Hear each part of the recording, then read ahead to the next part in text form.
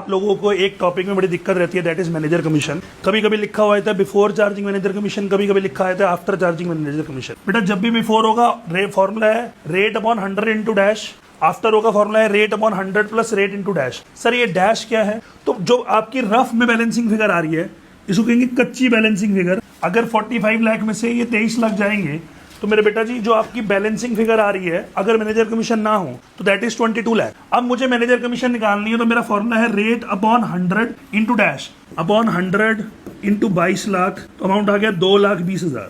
तो to manager commission, जो manager commission की वैल्यू डालने के बाद आपका जो नेट प्रॉफिट आएगा वो 22 लाख माइनस 2,20,000 19,80,000 आएगा। That will be my balancing figure. ये जो मैनेजर कमीशन है ये जाती कहाँ पे है बेटा? बेटा मैनेजर कमीशन एक एडजस्टमेंट है, तो याद रखना जो भी चीज एडजस्टमेंट उसके दो इम्पैक्ट होते हैं, दो इफेक्ट होते हैं।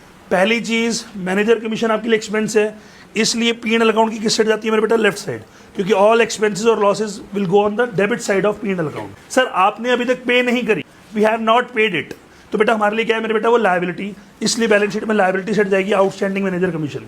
सर अगर आफ्टर का फॉर्मूला होता तो कैसे निकालते हैं मेरे बेटा? Rate 10 upon 100 plus rate 10 into dash, dash का अमाउंट है 22 लाख, तो 10 अपॉन 110 इंटू 22 लाख, तो मैनेजर कमीशन कितनी आई थी मेरे बेटा? 2 लाख।